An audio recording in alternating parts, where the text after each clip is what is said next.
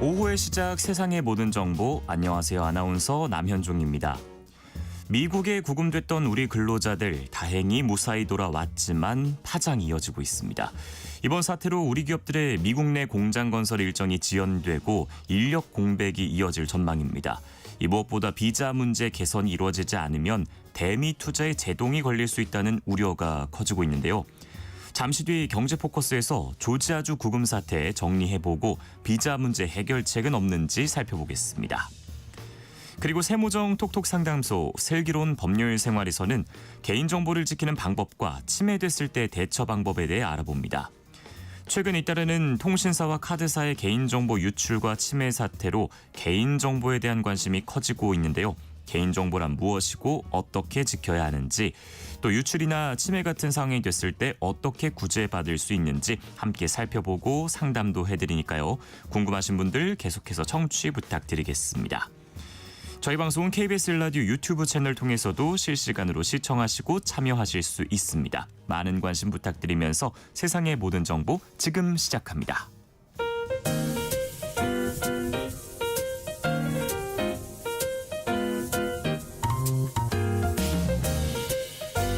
정신없이 바쁜 하루, 놓치면 안 될 경제, 사회 분야 뉴스를 한 번에 정리해드립니다. 하프타임 뉴스, 먼저 이 시각 주식시장 상황부터 살펴보죠. 장현재 시황캐스터 연결돼 있습니다. 안녕하세요. 안녕하세요. 네, 코스피가 3,400을 돌파했습니다. 네, 맞습니다. 국내 증시 역사적인 기록을 연일 써내려가고 있습니다. 코스피 4거래일 연속 사상 최고치를 기록합니다. 현재는 0.4% 오름세로 3,410포인트 가리키고 있습니다. 오늘은 외국인들이 지수의 상승을 주도하고 있는데요. 외국인 현재 2천억 원 가까운 매수 우위 기록하고 있고요. 반면 기관은 1,446억 원 매도 우위, 개인 역시 417억 원 탈자 포지션 취하고 있습니다. 오늘 시가총액 상위 종목 중에선 반도체 투톱이 또 강합니다. 삼성전자와 SK하이닉스 나란히 장중 52주 신고가 돌파했었는데요. 현재 삼성전자는 1.8% 오름세, SK하이닉스도 1.75% 강세 유지하고 있습니다. 네, 코스닥은 어떤가요? 네, 코스닥 지수도 상승 출발했지만 벌써 한 차례 하락 전환하는 등 코스피 대비해서는 약한 모습 보여주고 있습니다. 지금은 다시 오름세로 0.2% 상승, 849포인트 가리키고 있습니다. 이쪽에서는 메이저 수급 주체 모두 양매도 보여주고 있습니다. 외국인이 1,235억 원 팔아내고 있고 기관 역시 364억 원 매도 우위입니다. 오늘은 개인만 홀로 1,875억 원 순매수하고 있습니다. 시가총액 상위 종목 중에선 2차전지 대표주인 에코프로비엠과 에코프로가 나란히 상승하고 있는데요. 우리가 쉬는 사이에 테슬라가 7% 급등한 영향을 받고 있습니다. 네, 오늘 장에서 눈에 띄는 종목도 짚어주시죠. 네, 오늘은 로봇주가 급등합니다. 이재명 대통령이 로봇 등 신산업의 성장을 가로막는 핵심 규제에 대해서 논의한다는 소식이 로봇주에 대한 투자 심리를 자극하고 있는 것으로 풀이됩니다. 마지막으로 외환시장 현재 움직임까지 알아보겠습니다. 네, 오늘 외환시장 우선 환율은 1,393원으로 상승 출발했는데요. 지금은 약세입니다. 1,388원 10전에 거래되고 있고요. 유로화와 엔화도 약세 보여주고 있습니다. 유로화가 1,628원, 엔화 941원대에 거래됩니다. 네, 장현재 시황캐스터와 함께했습니다. 고맙습니다. 감사합니다. 계속해서 임선우 뉴스캐스터와 하프타임 뉴스 이어가 보겠습니다. 어서 오세요. 안녕하세요. 네, 자 오늘은 먼저 미국과의 관세 협상 얘기부터 나눠보겠습니다. 한미 관세 협상 후속 논의를 위해서 미국을 방문했던 김정관 산업통상자원부 장관이 돌아왔는데 이 양국 간의 입장 차이가 여전하다고요. 네, 김정관 장관은 협상 상대인 하워드 러트닉 미 상무장관과 만나 협의를 이어갔지만 진전이 있었는지는 별도로 밝히지 않았는데요. 양측은 대미 투자 구조와 방법, 이익 배분 방식 등에서 합의 도출을 시도했지만 입장차는 좁혀지지 않은 것으로 전해졌습니다. 쟁점은 3,500억 달러 규모 대미 투자의 주도권을 누가 갖고 어떻게 진행할지입니다. 앞서 양측은 지난 7월 미국이 한국에 부과하기로 한 25%의 상호 관세를 15%로 낮추는 대신 한국이 3,500억 달러 우리 돈 약 486조 원 규모의 대미 투자를 진행하기로 합의했죠. 우리 정부는 직접 투자 비중을 최대한 낮추는 대신 대신 각종 보증을 강화해 부담을 낮추길 원하고 있는 반면 미국은 직접 투자 비중을 높이고 이 투자처도 미국 주도로 정할 것을 요구하는 걸로 알려졌습니다. 하지만 이번 방미 일정에서도 구체적인 조율안이 나오지 않으면서 양국 관세 협상이 장기화할 수 있다는 우려가 나오고 있고요. 또 최근에 구금 사태도 잡음을 키우고 있습니다. 미국 현지에서도 비판의 목소리가 많은데 트럼프 대통령도 이를 의식했는지 외국 기업의 투자 의욕을 꺾고 싶지 않다. 그들의 직원을 환영한다며 반도체와 선박 등 구체적인 품목까지 언급하면서 여론이 악화한 것을 달래고 나서기도 했습니다. 네. 이렇게 양측 간의 입장차가 좁혀지지 않고 있는 상황에서 우리가 요구한 무제한 통화 스와프가 새로운 변수로 떠올랐습니다. 네, 정부는 미국과의 관세 협상 세부 내용 조율 과정에서 무제한 한미 통화 스와프를 제안했는데요. 미국이 직접 투자 비중을 높이라고 압박하고 있는데 이 외환 시장의 혼란을 줄이는 한편 이 협상에서 우위를 차지하는 카드가 될 수 있다는 분석이 나옵니다. 앞서 짚어본 대로 양측은 3,500억 달러 규모의 대미 투자 펀드 조성에 합의했지만 이 방식을 놓고 줄다리기 중인데 3,500억 달러는 지난달 우리 외환 보유액의 80%가 넘는 큰 액수입니다. 이 때문에 미국 측 요구를 더 수용할수록 외환 시장이 받을 충격도 더 커질 수밖에 없겠죠.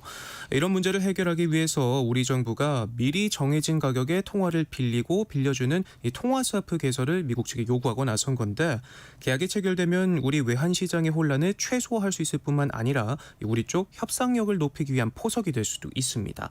다만 통화 스와프가 체결될 경우 미국 입장에선 한국 정부에 돈을 빌려주고 그 돈으로 다시 투자받는 셈이 되고 또 아직까지 비기축 통화국과 상설 통화 스와프를 맺은 전례가 없기 때문에 앞으로의 흐름 예의주시해봐야겠습니다. 예.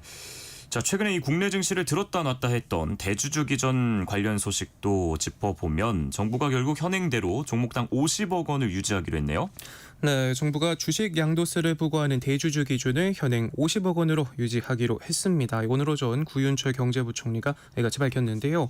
앞서 대주주의 종목당 주식 보유액 기준을 50억 원에서 10억 원으로 강화하는 내용의 세제 개편을 발표했지만 시장에서 이를 두고 정부의 주식시장 활성화 대책, 특히 이재명 대통령의 대선 공약인 코스피 5천에 반하는 세제 개편이라며 크게 반발하자 결국 태도를 바꾼 것으로 보입니다.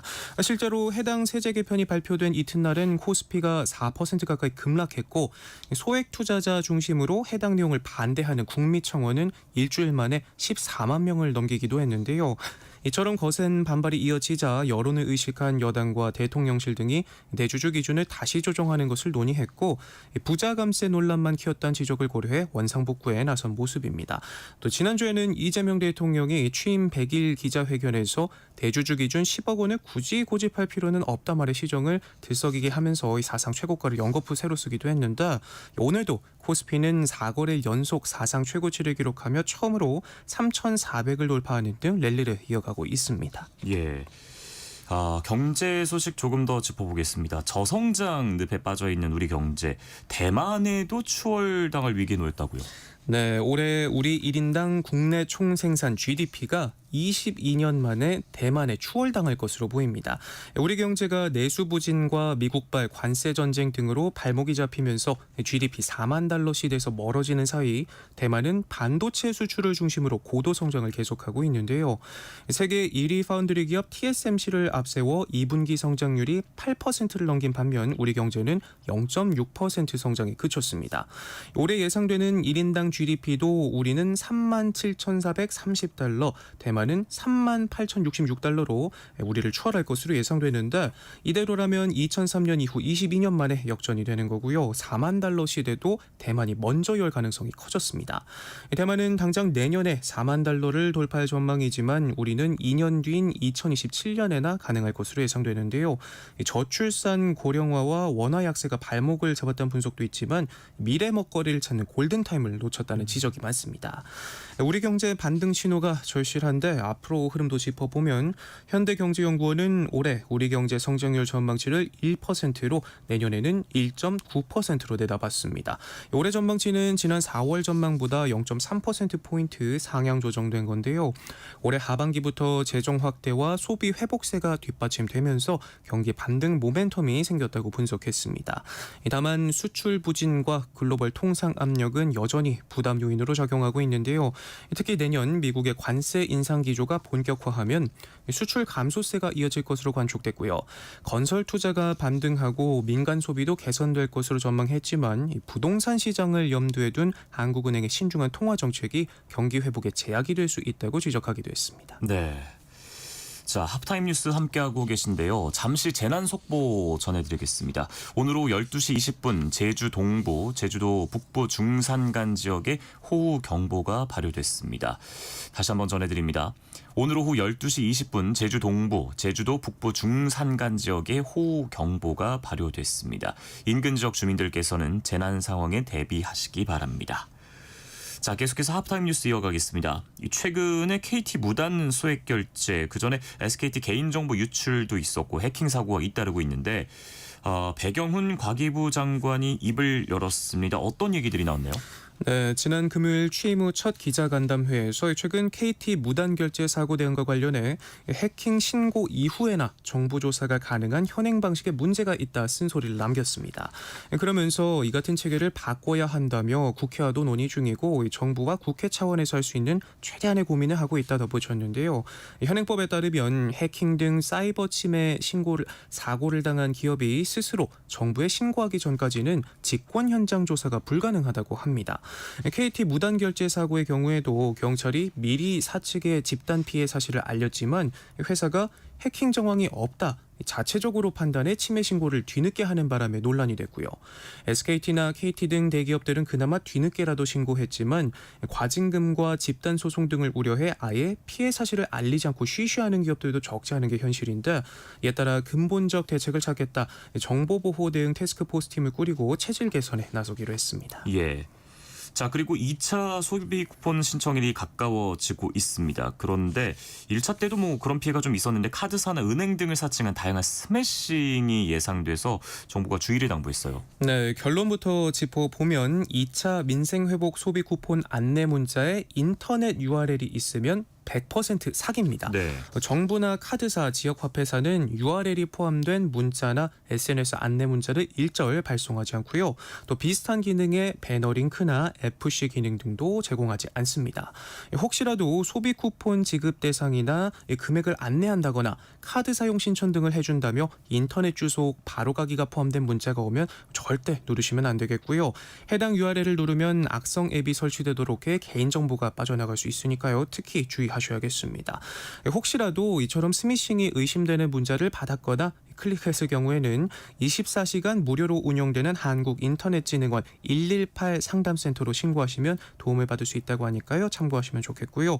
1차 소비 쿠폰 신청 때도 430건의 스미싱이 있었다고 하는데 주의하지 않으면 빈대 잡으려다 초과상관 될 수 있으니까요. 각별히 주의하셔야겠습니다. 네. 이제 곧 2차 신청이 시작이 되는데요. 오는 22일 다음 주 월요일이 되겠네요. 신청 기간은 10월 31일까지고요. 사용 기간은 1차와 동일하게 11월 30일까지라는 점 기억해 두시면 좋겠습니다. 네, 다른 건 몰라도 임선우 뉴스캐스터가 전한 이 인터넷 URL이 있는 문자는 절대 누르면 안 된다. 네. 요것만 좀 기억하셔도 좋을 것 같습니다. 자, 이제 추석이 정말 코앞으로 다가왔습니다. 명절하면 푸짐한 명절 밥상이 또 기대가 되는데 요즘 정말 뭐 안 오른 게 없어서 다 올라 걱정인데 어떨까요, 이번 추석은? 네, 추석 차례상을 차리는 비용이 우려했던 것과 달리 덜 들 것으로 조사가 됐는데요. 네. 한국물가정보에 따르면 추석을 3주가량 앞둔 지난 12일 전통시장에서 조사한 4인 가족 기준 차례상 비용은 29만 9천 원으로 집계됐습니다. 작년 추석 당시보다 1.2% 적은 수준이고요. 4년 만에 30만 원 밑으로 떨어진 거라고 하네요. 특히 올해 폭우와 폭염이 번갈아 찾아오면서 오락가락한 날씨에 추석 물가가 치솟진 않을까 염려한 것과 달리 사과와 배 가격이 내려가면서 차례상 비용도 떨어졌는데요. 추석이 가까워질수록 물량이 더 풀리면서 장보기 비용은 더 내려갈 것으로 보입니다. 물가정보는 또 이번 조사에서 대형마트 추석 차례상 장보기 비용은 39만 1,350원으로 집계돼 작년보다 0.7% 떨어졌다 밝혔는데요. 할인을 적용하지 않은 가격으로 실제 대형마트에 마트에서 할인을 적용한 차례상 장보기 비용은 28만 원에서 32만 원 수준으로 훨씬 더 저렴하다고 하네요. 또 관련 소식 하나 더 짚어보면 정부가 오늘 오전 내수 활성화를 위한 추석 민생 안정 대책을 발표했는데요. 다음 달 4일부터 7일 추석 연휴 나흘 동안 고속도로 통행료를 모두 면제하고요. 2일부터 10일 사이에는 인구 감소 지역 철도 여행 상품을 50% 할인합니다. 이 밖에 관광지도 무료로 개방하는데 연휴 기간 무료 개방 문화시설 정보는 네이버 지도와 카카오맵을 통해서도 확인할 수 있으니까요. 체크해 두시면 좋을 것 같습니다. 자, 마지막으로 강릉 얘기하고 넘어가겠습니다.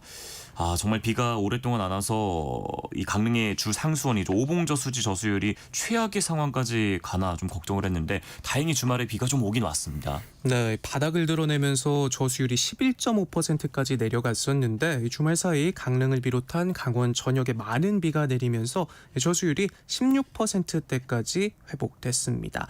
강릉 지역 생활용수의 87%를 감당하는 오봉저 수지에 물이 차면서 일단 최악의 상황은 피했다는 평가가 나오고요.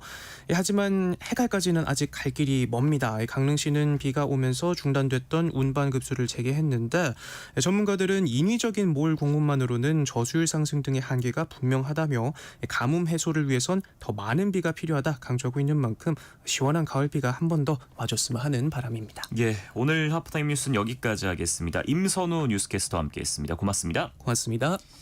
KBS 라디오 세상의 모든 정보 함께하고 계십니다. 지금 시각은 12시 36분입니다. 계속해서 이 시각 교통정보 알아보겠습니다. 점심시간에 접어들면서 오전 정체는 빠르게 풀려가고 있습니다. 서해안고속도로 목포 쪽으로 일직분기점 부근에서는 사고가 나면서 4차로와 갓길을 막고 처리하고 있고요. 더 가서 팔곡분기점 부근에서도 사고가 있었던 만큼 안산분기점부터 정체 남아 있습니다. 이후로는 팔탄분기점에서 화성휴게소 사이로 더디게 지납니다. 세종 포천고속도로 포천 쪽으로 문수 1터널 3차로에는 고장난 차가 서 있고요. 서울 양양고속도로 서울 방면으로 설악 부근에서도 사고가 나면서 1차로를 막고 처리하고 있습니다.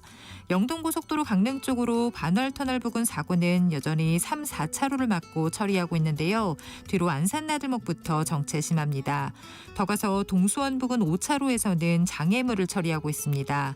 이후로는 용인에서 양지터널 사이로 정체고요. 그 후로 여주분기점 부근에서도 사고가 나면서 1차로를 막고 처리하고 있습니다.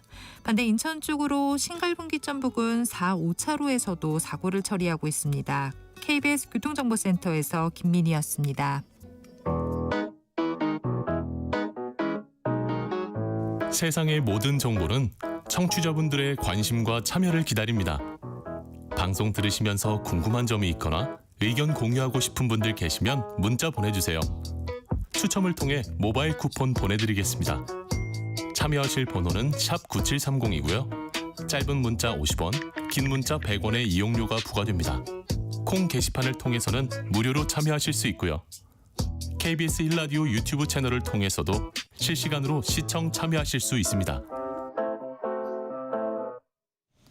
천신만고, 우여곡절이란 말이 딱 어울릴 사건이었죠. 미국 조지아주에서 날벼락처럼 구금됐던 우리 국민 300여 명, 예정보단 늦었지만 그래도 무사히 귀국했습니다. 하지만 이번 사태가 남긴 과제는 여전한데요. 오늘 경제포커스 시간에는 이번 사태에 대해서 돌아보고 앞으로 늘어날 대미 투자에 맞춰서 한국 근로자의 미국 입국 비자 문제를 어떻게 풀어가야 할지 KBS 김준범 기자와 함께 알아보겠습니다. 어서 오세요. 네, 안녕하세요. 예. 자, 많은 충격을 줬던 이번 사태 일단 날짜별로 체포부터 석방 또 귀국까지 먼저 정리해보고 넘어갈까요? 네, 벌써 이제 주차로 치면 3주 전이 됐습니다. 9월 5일, 그러니까 지지난주 금요일에 우리 시간 기준으로 말씀드리면 9월 5일 금요일 오전에 미국 이민 당국이 한국인 노동자 수십 명을 체포했다라는 게 외신 속보로 들어왔고요. 네. 근데 결론적으로는 알고 보니까 수십 명이 아니라 300여 명, 수백 명이었던 거죠.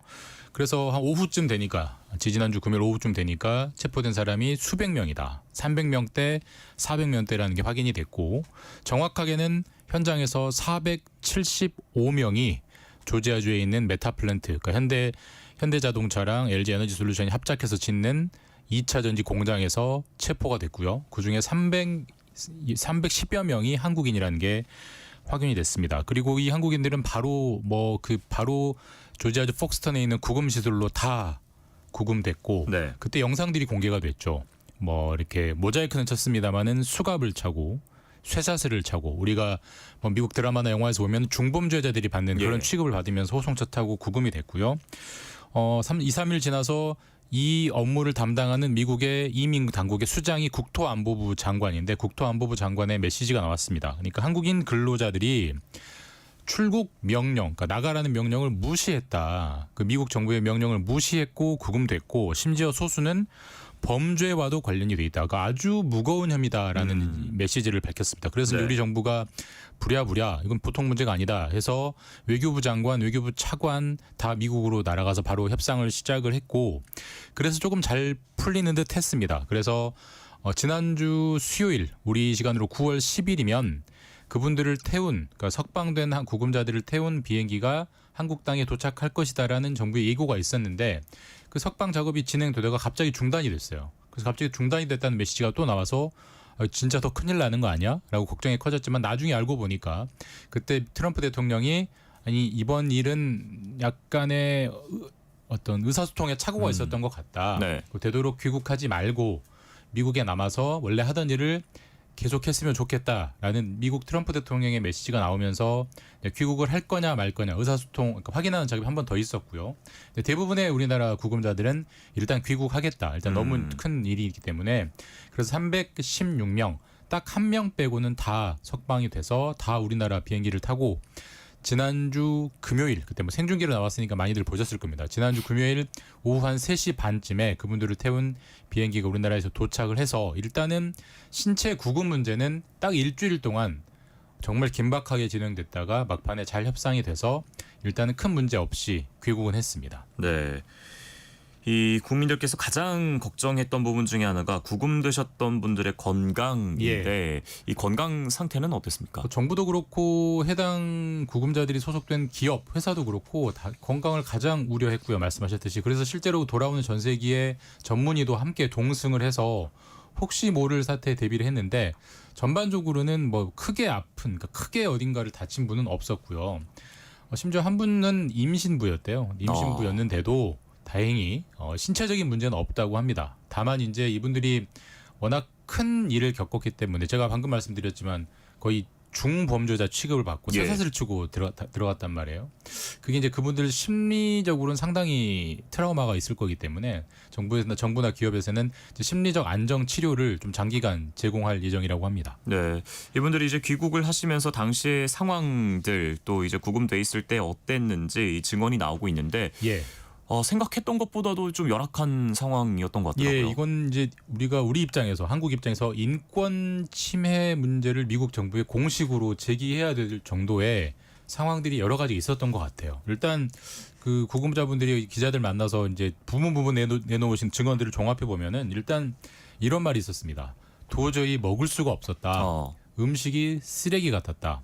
그러니까 사실 이제 구금자고 무슨 미국에서 확정 판결을 받은 아직 범죄자는 아니기 때문에 당연히 무죄 추정의 원칙에 따라서 당연히 피의자 인권을 보장을 해줘야 됩니다. 그중에 하나가 당연히 먹는 거 아니겠습니까? 그렇죠. 그런데 이런 음식을 주면서 이런 반응이 나왔을 정도라면 당연히 이거 도대체 한국인들을 어떻게 대접한 거야 라는 조사가 좀 필요할 것 같고요. 그다음에 2인 1실을 썼는데 우리가 이제 생리현상을 해결하는 화장실이 오픈이 돼 있었대요. 그러니까 남이 다 보는 자리에서 생리현상을 해결해야 되는 그런 시설이었다고 합니다. 우리가 가족끼리도 그건 잘 안 하지 않습니까? 그렇죠. 그런 대우를 받았다는 게 일단은 여러 가지 인권 침해 문제를 우리가 분명히 조사해서 외교적으로 항의해야 될 문제인 것 같고 다만 그 일주일여 동안 이제 구금되고 석방까지 일주일 동안 시간이 있었는데 그 시간으로 좀 쪼개서 보면은 처음에는 굉장히 강압적이었답니다. 네. 굉장히 분위기도 안 좋고 굉장히 말도 거칠었고 근데 시간이 가면서 조금씩 누그러졌다고 합니다. 그러니까 우리 정부가 강하게 항의를 했고 도대체 무슨 문제가 있는 거냐, 이분들이 무슨 범죄 혐의를 저지른 거냐는 문제 제기가 들어갔고 미국 이민당국도 조사를 해보니까 결론적으로는 별게 없었어요. 예. 그리고 어제 미국 국무부 부장관이 와서 경미한 위반만 확인됐다라고 밝혔거든요. 네. 그러니까 경미한 위반이 확인된 300명을 동시에 체포해서 쇠사슬을 채워가지고 갔다는 것 자체가 미국이 일종의 헛발질을 한 겁니다. 네. 그런 것들이 미국 스스로도 체크가 됐기 때문에 구금 중간에는 좀 많이 대우가 누그러지고 최대한 좀 인권을 보장해 주려고 했다라는 그런 시간에 따라서 좀 분위기가 달랐다. 그런 얘기들이 지금까지는 나오고 있습니다. 예. 자, 일단 뭐 점점 나아지긴 했겠지만 그래도 정신적 충격이 크셨을 텐데 마음을 빠르게 추스르시길 바라겠습니다. 자, 다만 이제 과제가 많이 남아 있어요. 미국과 풀어야 문제가 많은 것 같습니다. 그러니까 이게 어떻게 이번 사건이 이루어졌느냐. 사실 우리가 9월 5일 처음에 체포됐을 때 당시를 보면은 뭐 언론에도 많이 나왔습니다만은 헬기가 뜨고 장갑차가 가고 거의 무슨 테러 집단 네. 테러 집단 단속하듯이 단속이 이루어졌거든요. 그리고 300여 명이 어떤 사건의 동일 사건으로 동시에 체포되는 거는 정말 보기 드문 일입니다. 우리나라에서 300여 명을 체포했다는 뉴스를 거의 들어보신 적이 없을 거예요. 없죠. 설령 뭐 조직폭력배를 해도 이렇게는 그렇죠. 안 돼요. 근데 더군다나 우리 동맹이라고 하는 미국에서 동맹국인 한국 국민이 300여 명이 헬기와 장갑차까지 동원돼서 체포됐다. 그럼 정말 어마어마한 범죄를 저질렀어야 되거든요. 근데 아까도 말씀드렸지만 미국 국무부가 스스로 일주일 만에 경미한 위반만 확인됐다라고 밝혔으니까 이 저지른 범죄 혐의에 비해서 사후적인 수사와 체포가 너무 과했어요. 이건 부정할 수 없는 사실이고 실제로 그 중에 하나가 이제 압수수색, 그러니까 체포 말고 그 메타플랜트 공장에 대한 여러 가지 자료를 가져간 압수수색도 있었는데 압수수색을 가져간 범위를 보니까 3월부터 3, 4, 5, 6, 7, 8, 9, 6개월치의 뭐 이메일, 채팅, 네. 모든 연락처, 모든 하청업체와 원청이 주고받은 기록을 다 가져갔다는 거예요. 그러니까 이게 너무 과하다. 도대체 이민법 위반을 확인하기 위해서 무슨 채팅까지 다 봐야 되느냐. 이런 말이 나올 정도로 지금 기본적으로 굉장히 과잉 수사라는 게 드러나고 있고 이번 사건의 기본적인 출발이 제보에서 시작이 됐습니다. 예. 제보자가 익명이 아니에요. 실명으로 제보가 됐는데 제보한 사람 당사자가 미국 언론과 인터뷰를 했습니다. 내가 제보했다라고. 근데 그 제보의 내용을 보면은 미국에 진출해 있는 한국 공장이 미국인들이 아니라 한국인들을 불법 고용하고 있어서 문제다라고 제보했다고 해요. 근데 그 제보라는 게 조금만 확인해 보면 사실하고 안 맞아요. 기본적으로는 아직 한국 공장은 완공이 되지도 않았고 현재 공사 중인 공장이고요. 네. 누군 현지인들이나 뭐 한국인들이 정식 채용을 해서 누구를 공장을 돌리면서 월급을 주는 상황이 아니에요. 다 아다시피 짓고 있는 상황이고 장비를 설치하는 상황에서 그거를 점검하려는 분들이 들어가서 네. 그게 다 체포됐던 건데 그러니까 기본적인 사실관계도 잘 안 맞는 제보를 가지고 왜 이렇게까지 시끄럽게 더군다나 우리에게 충격을 주면서 이번 범죄를 저질렀나는 지금도 여전히 의문부 퀘스천 마크가 남는 부분이고요. 조금 더 시간이 흘러야 배경이라든지 정말 완전한 실수였는지 혹은 미국이 어떤 의도가 있었던 것인지 이건 좀 시간이 지나야 좀 가려질 것 같습니다. 네. 정말 마침 뭐 우리 국민들은 테러 집단 대하듯이 좀 과잉 수사를 했던 예. 미 당국인데 그들이 말한 이 경미한 위반 바로 비자 문제였죠. 맞습니다. 사실 이제 엄격하게 따지고 들면은 위반이 있긴 있었습니다. 왜냐하면은 이번에 들어간 분들 300여면 대부분 우리가 미국 관광 여행 가보신 분들 뭐 다 경험 있으실 겁니다. 무비자, 이스타 비자라고 해서 인터넷으로 신청하면은 여행 기간에 따라서 비자가 나오는. 그러니까 그분들은 여행만 갈 때는 그렇게 들어갈 수가 있어요. 네. 그렇게 이스타 비자로 들어간 분이 한 절반 정도 있었고요. 또 나머지 절반 정도는 B1 비자라고 해서 단기 상용 비자입니다. 네. 자, 일단 이스타 비자로 들어간 분들은 관광 비자이기 때문에 가서 뭔가의 업무적 취업 행위를 하는 것 자체는 문제가 있습니다. 그건 엄격하게 따지면 미국의 이민법에 저촉될 소지가 분명히 있는 부분이고요. 나머지 절반 B1 비자는 단기 상용 비자인데 이 단기 상용 비자라는 건 뭐냐면 말 그대로 단기 몇 개월만 머무르면서 그러니까 취업 활동을 할 수는 있는데 취업 활동의 범위가 있어요. 그러니까 장비를 설치하고 장비를 교육하는 것까지는 됩니다. 근데 네. 그 장비를 가지고 뭔가를 제조하는 건 안 돼요. 네. 그렇게 경계가 쳐져 있는 B1 비자인데 이번에 메타플랜트 공장은 굉장히 첨단 시설이 들어가는 공장이죠. 무슨 단순히 벽돌이나 옷 만드는 공장이 아니고 2차 전지라는 첨단 제품을 만들어야 되고 수없이 고가의 반도체 장비도 들어가고요. 예. 그런 장비들을 설치하는 과정이었고 이런 장비들은 사실 뭐 저한테 다뤄보라고 하면 못 다루죠. 그러니까 고도의 훈련된 숙련자만 다룰 수 있는 장비입니다. 예. 그분들이 들어가서 설치했고요. 설치하면서 장비들이 제대로 잘 돌아가는지, 그러니까 업계 용어로 수율이라고 하는데 얼마나 불량품이 안 나오는지를 잘 체크하는 시험 운전 과정이었어요. 자, 그게 과연 B1 비자의 범위에 들어오느냐? 그러니까 이거는 장비의 설치인 것이냐? 아니면 장비를 사실상 가동시켜서 제조하는 것과 비슷한 것이냐가 사실 애매합니다. 네. 왜냐하면 미국이 예전에 비자 문제를 가지고 자기 나라에 들어와서 자기 나라 경제를, 그러니까 미국 경제의 부흥을 위해서 들어와 본 제조업을 이렇게 엄격한 잣대를 가지고 이민법으로 단속한 전례가 없습니다. 전례가 없기 때문에 적용된 선례도 없고요. 이 네. B1 비자의 장비 설치를 어디까지가 설치고 어디까지가 가동인지에 대해서 명확한 규정이 없어요. 네. 그러니까 정리하면은 이스타 비자로 들어갔던 분들이 공장에서 일한 거는 이민법에 저촉될 소지가 분명히 좀 있고요. B1 비자는 애매한데 사실 미국 정부도 애매하기 때문에 어디까지가 위반이고 어디까지가 합법이라는 걸 당사자들에게 명확하게 안내를 못 해줬고 네. 우리도 설명을 들은 바가 없습니다. 그러니까 그런 애매한 문제와 경미한 문제가 섞여 있었고 그것 때문에 정말 이번에 침소봉대되는 사건이 일어나서 우리가 그 첫 피해를 맞았다라고 볼 수 있습니다.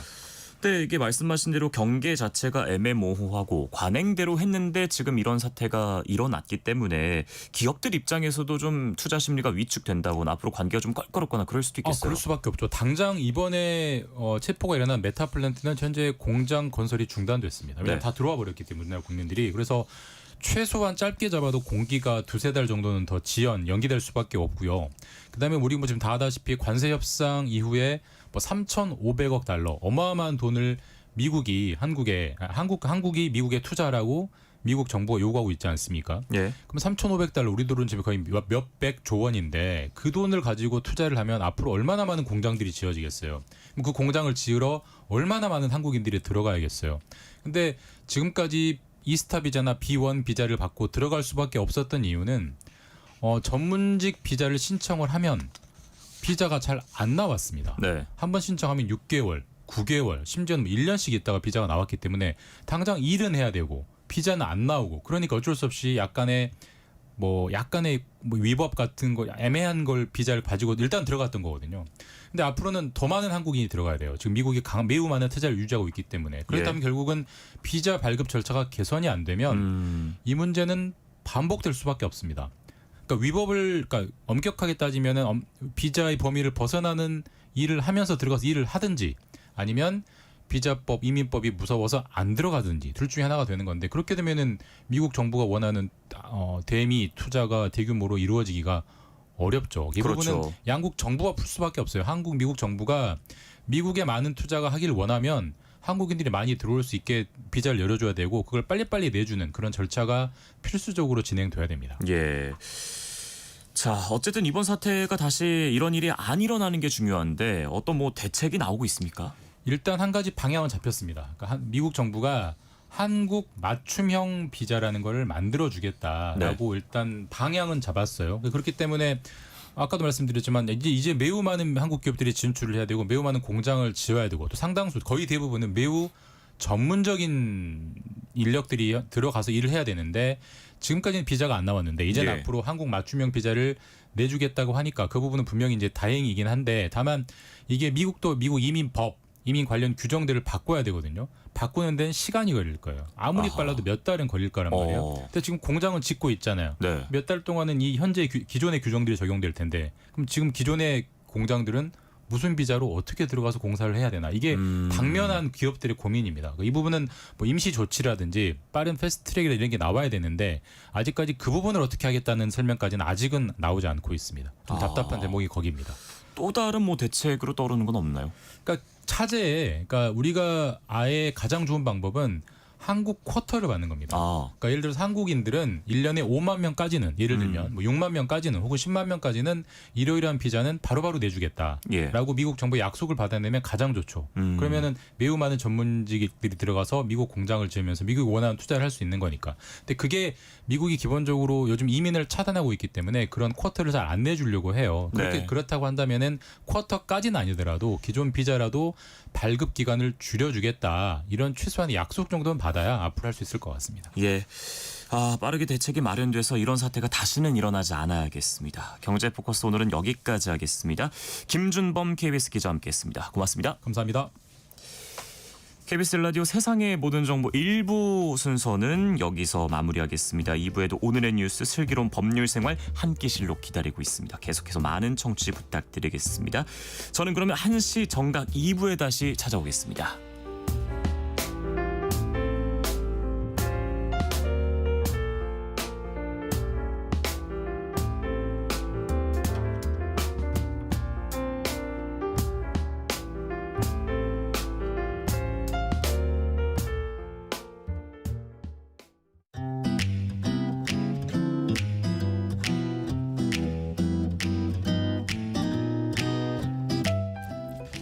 안녕하세요. 바른말 고운말입니다. 길이 후세에 남을 뛰어난 업적을 비유적으로 이를 때 금자탑이라고 합니다. 예를 들어 한글은 우리 민족 문화의 찬란한 금자탑이다. 그는 타고난 체력과 성실한 연습으로 올림픽 3연패라는 금자탑을 쌓았다. 같이 말할 수 있죠. 금자탑에서 금자는 쇠금자에 글자 자자를 써서 금박을 올리거나 금빛 수실로 수를 놓거나 금물로 써서 금빛이 나는 글자를 뜻합니다. 금자탑의 기본 의미는 한자 쇠금자 모양의 탑이라는 뜻으로 피라미드를 이르던 말인데요. 이 표현을 주로 비유적으로 사용해서 뛰어난 업적을 가리킬 때 쓰고 있습니다. 또 금자탑처럼 어떤 업적을 가리키는 표현으로 기념탑 같은 것도 있습니다. 이는 오래도록 기념하면서 후대에 전할 만한 사실이나 인물 또는 그 업적을 비유적으로 이르는 말인데요. 이 경우에는 기념비라는 표현과 같은 뜻으로 쓰기도 하는데 이 학자의 업적은 우리 시대 정신의 기념탑이라 할 만하다. 같이 말할 수 있죠. 참고로 기념탑의 기본 의미는 어떤 뜻깊은 일을 오래도록 잊지 아니하고 마음에 간직하기 위하여 세운 탑입니다. 예를 들어 우리는 무명용사 기념탑에 헌화하였다. 같이 표현할 수 있겠습니다. 지금까지 바른말 고운말 아나운서 국혜정이었습니다.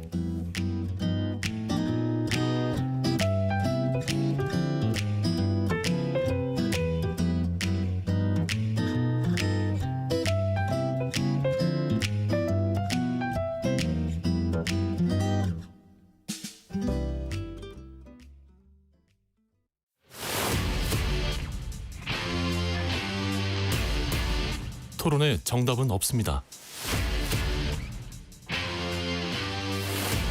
토론이 세상을 바꿀 수도 없습니다.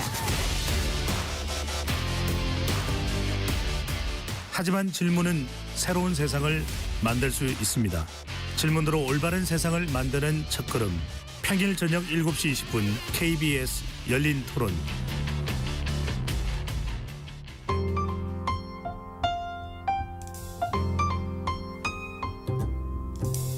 어떤 하루 보내고 계신가요? 눈코 뜰 새 없이 바쁘게 지나가는 한 주. 따뜻한 시선으로 하루를 마무리합니다. 당신을 위한 지식 쉼터. 오늘 밤 일라디오. 월요일부터 금요일. 매일 밤 10시 5분에 시작합니다.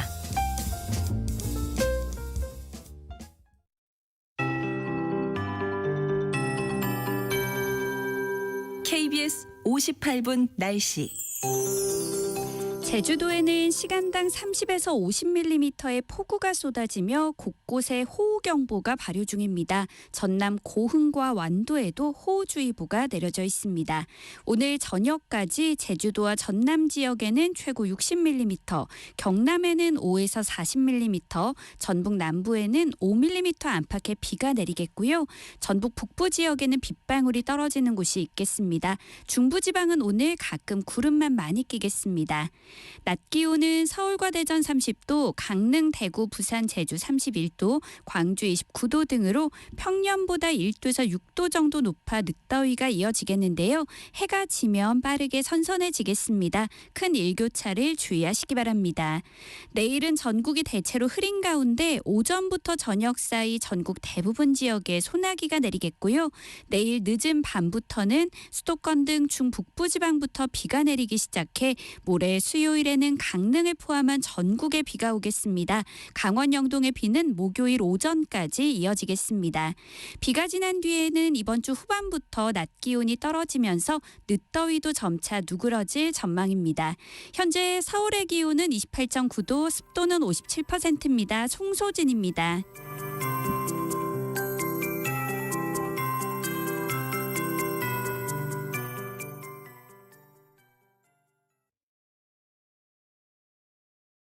정성을 다하는 국민의 방송 KBS가 한시를 알려드립니다. AM 711kHz, FM 97.3MHz, KBS 1라디오입니다. HLKA.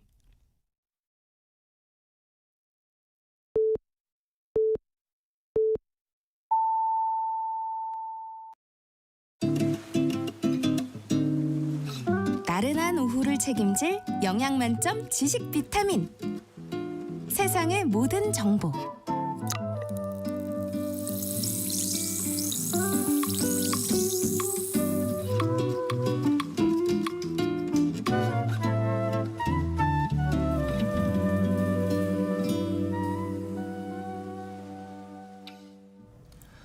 세상에 보는 정보 2부 시작합니다. 2부에서는 정치, 국제 이슈 전해드리는 오늘의 뉴스와 청취자 여러분의 작은 궁금증까지도 신속하고 정확하게 해결해드리는 세무정 톡톡 상담소, 월요일은 슬기로운 법률 생활 기다리고 있습니다. 오늘은 잇따른 개인정보 유출 사태 등으로 관심을 받고 있는 개인정보 문제에 대해 살펴볼 텐데요.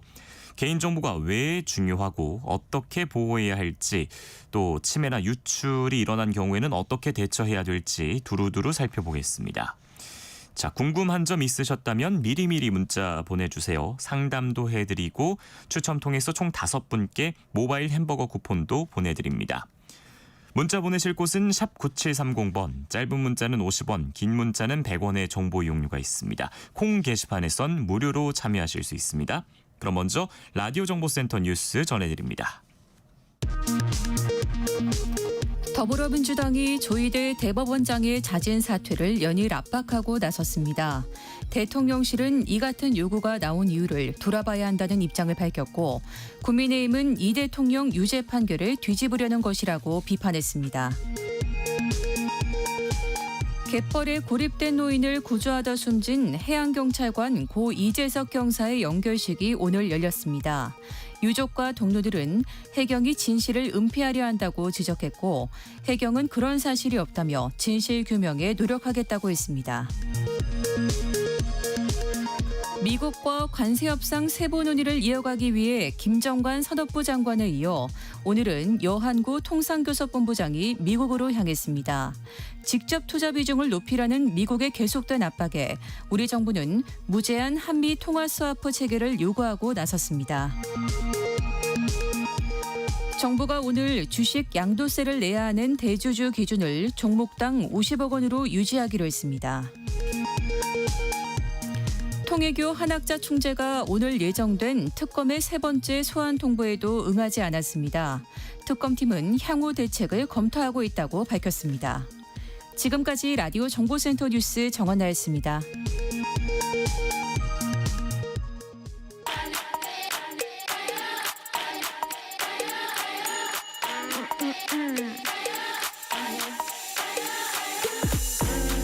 혹시 뉴스 빠뜨리셨나요? 한낮에 전해진 소식들 꼼꼼하게 정리해드리겠습니다. 오늘의 뉴스 조현정 시사평론가와 함께합니다. 어서 오세요. 네, 안녕하세요. 예, 미국 조지아주 공장에서 벌어졌던 이 우리 노동자들 구금 사태 관련해서 미국이 처음으로 유감을 표명했습니다. 다시는 이런 일이 일어나지 않겠다고 약속도 했죠. 예, 미국 고위급 관계자한테서 유감이라는 표현이 나온 거 처음이고, 트럼프 대통령도 입을 열었어요. 일단 그 크리스토퍼 랜도 미 국무부 장관이 방한을 했는데 한미 외교차관 회담이 있었거든요. 여기서 핵심 논의는 역시 이 구금 사태였고요. 이 자리에서 우리 측이 강하게 유감을 나타내면서 조치를 취해달라, 우리 국민이 깊은 충격을 받았다, 이렇게 어필을 했고요. 랜도 부장관은 여기에 대해서 귀국자들이 재입국 시 어떤 불이익도 향후 어떤 유사한 일도 없도록 하겠다. 그리고 한국 기업들의 대미 투자가 미국 경제에 큰 기여를 하고 있다는 걸 절감하고 있기 때문에 실무 협의를 속도감 있게 하자고도 말을 했습니다. 네, 우리 국민들이 일단 무사히 돌아오면서 이 사태가 일단락되기는 했습니다만, 이분들의 증언을 들어봤을 때 인권 침해 이런 문제도 제기할 수 있을 것 같고, 예. 미국 내외부에서도 이런저런 얘기가 많이 나오는 것 같더라고요. 그러니까 이분들이 귀국하고 나서 이제 하나씩 나오는 거지만 가서 굉장히 그 안에서 고생을 하셨다. 동양인 비하를 당하기도 하고, 케이블 타이로 묶었고, 생필품도 부족했고, 이런 얘기들이 나오잖아요. 그리고 이게 또 일지로 기록해 놓은 분이 있어가지고 일각에서는 집단 소송 가능성도 제기가 되고 있고요. 네. 또 한 가지 좀 눈여겨볼 만한 거는 미국 내부에서 규탄이 일어나고 있다는 거예요. 이게 미국에서 어떤 신문들이 동맹에 대한 예우가 아니다 이런 지적도 있기는 한데 그것보다 어떤 민심에서의 이반 이런 게 조금 주목해 볼 만한데요. 그러니까 이거예요. 한국인 숙련자들을 트럼프가 겁박을 했는데 그 행정부가 겁박을 했는데 한국이 전세기 데려다 띄워가지고 자국민 다 데려가는 초강수를 해버리니까 그 결과 우리는 뭐냐 조지아주 공장이 텅 비어버렸다. 공장이 안 돌아간다. 이게 우리가 얻은 결과다. 좀 이런 식의 분위기가 나오고 있는 거예요. 그 월스트리트 저널은 그 이재명 대통령이 취임 100일 기자회견 때 대미투자랑 미국에 대해서 구금 사태 얘기했던 거를 인용을 했는데 네.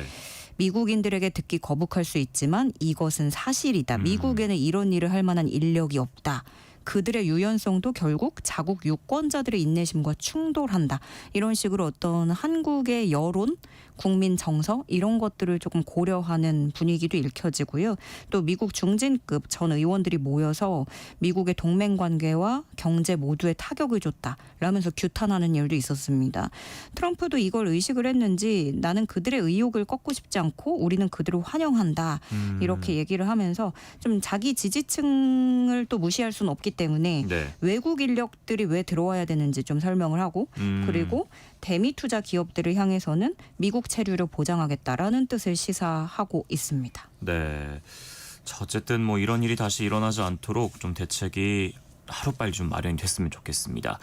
자, 다음은 좀 국내 정치 소식을 살펴보면 이재명 정부의 첫 정기국회 대정부 질문이 오늘부터 나흘 동안 국회에서 열립니다. 네, 팽팽한 대치가 예상이 되는데요. 뭐 내란 종식 대 입법 독주 이렇게 키워드를 좀 뽑아보면 될 것 같습니다. 이렇게 부딪힐 거예요. 그 더불어민주당은 내란 종식과 함께 검찰, 사법, 언론 3대 개혁 필요성을 강조할 전망이고요. 국민의힘은 정부와 민주당이 야당 말살을 시도하면서 일당지배 체제를 구축하고 있다면서 그러면서 그 정부의 무능함 이런 것들을 강조할 계획입니다. 오늘은 정치 분야 시작하고요.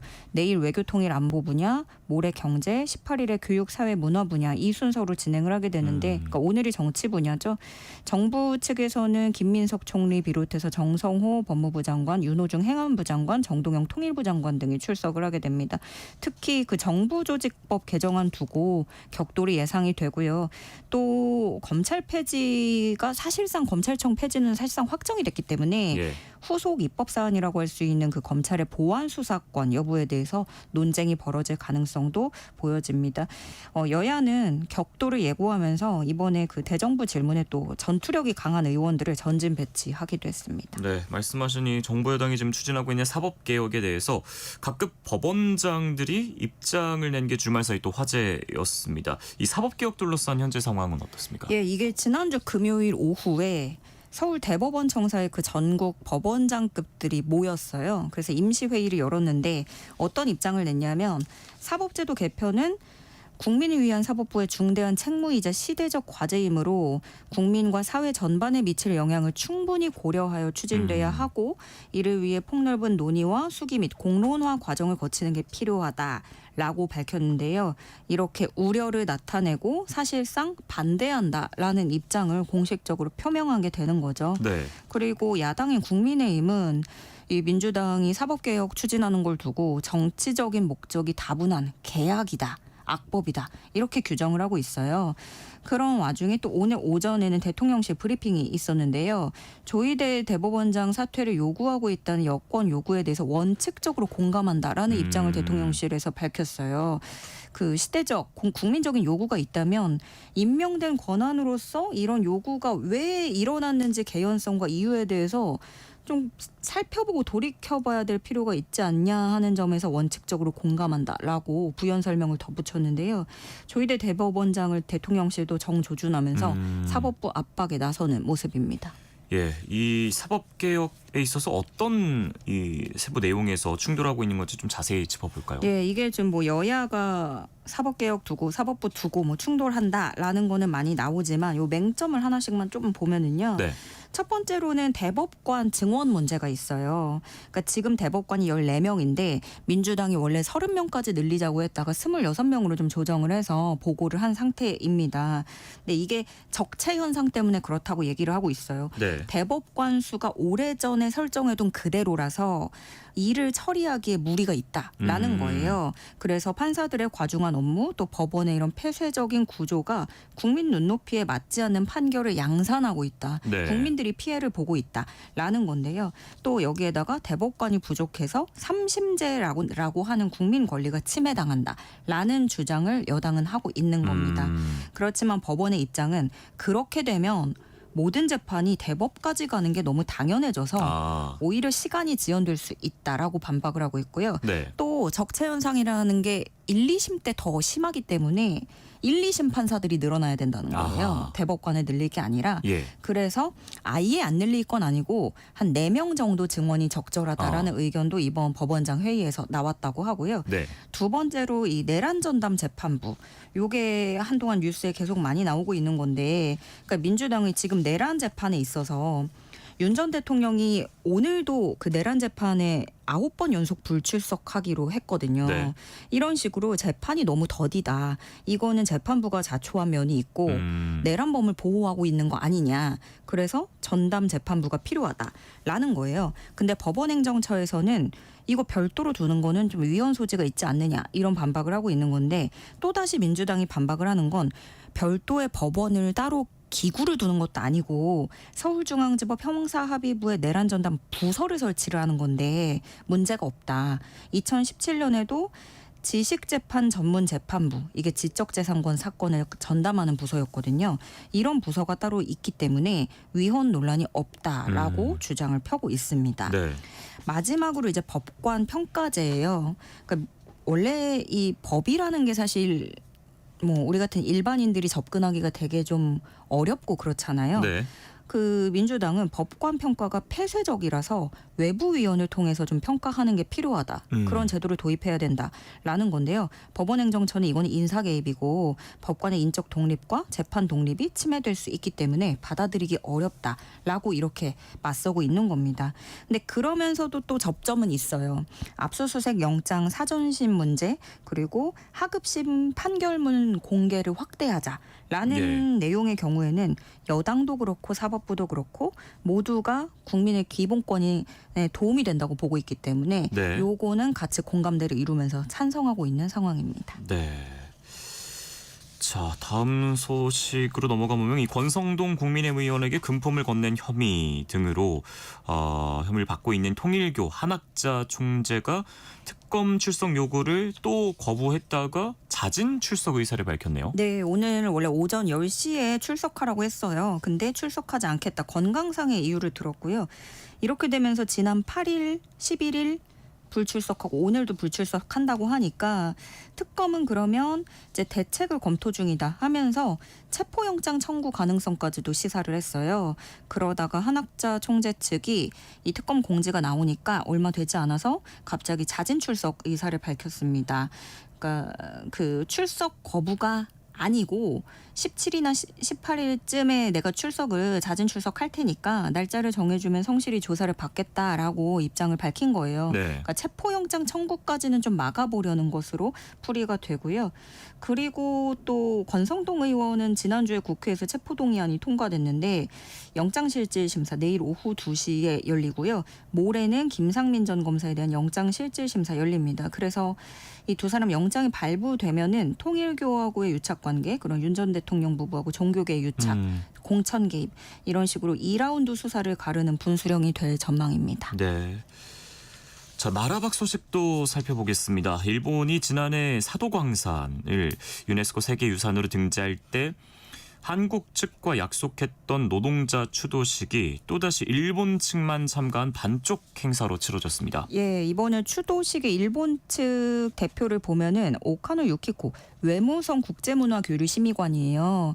국장급입니다. 정부 대표로 국장급이 참석을 한 건데 지난해에는 차관급인 정무관이 참석을 했어요. 네. 그거에 비하면 격이 낮아졌습니다. 그리고 또 지난해와 마찬가지로 조선인 노동의 강제성은 언급하지 않았습니다. 원래 일본이 사도광산 유네스코 세계유산에 올릴 때 이런 약속을 했었잖아요.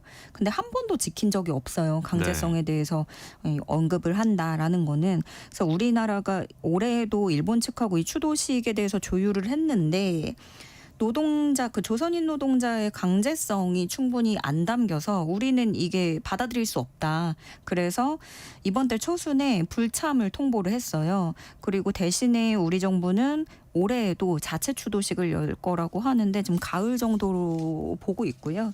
이에 대해서 근데 일본 언론들도 그 전과는 다르게 조금 우려를 표하고 있습니다. 아사히 신문은 전문가들 발언을 인용을 했는데요. 니시노 주니아 게이오데 교수는 양호한 한일 관계가 긍정적이라고 이재명 정권이 설명할 수 있는 일본 측의 협력이 없다면 일본을 대하는 자세에 한국 국민의 불만이 쌓여서 추도식 문제로 되돌아올 가능성이 있다라고 지적했고요. 네. 교도통신은 작년과 동일한 일본 정부 발언은 피해자를 모욕하는 것이다. 또 아사바유키 도시샤데 교수는 세계유산은 부정적인 면까지 포함해서 전체 역사를 전하는 것이지 전체를 보여주지 않으면 역사 수정주의로 인식될 수 있다. 이런 지적을 내놨고요. 네. 일본 매체들이 이런 발언들을 인용하고 있습니다.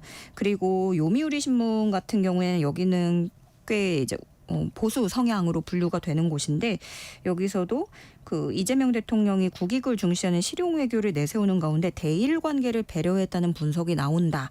이렇게 진단을 했어요. 네. 그러니까 전체적인 일본 매체들의 톤을 보면은 한국이 이렇게 하는데 일본이 좀 성의가 너무 없는 거 아니냐 이런 분위기를 읽을 수 있겠습니다. 예.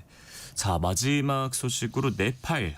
네팔 전국이 어지럽습니다. 최근 이 대규모 반정부 시위가 벌어졌는데 최소 72명이 사망을 했어요. 네. 네팔이 뭐 의회도 해산하고요. 예. 원래 51명이라고 사망자 집계가 됐다가 네. 72명까지 늘었고요. 부상자도 최소 2,100여 명으로 집계가 됐습니다.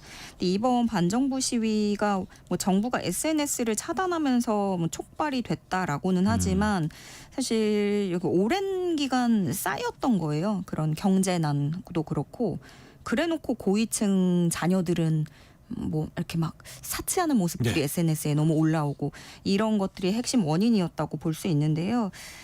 시위 확산 책임을 지고 사임한 샤르마 올리 총리 후임으로 전직 여성 대법원장인 수실라 카르키가 임명됐습니다. 예.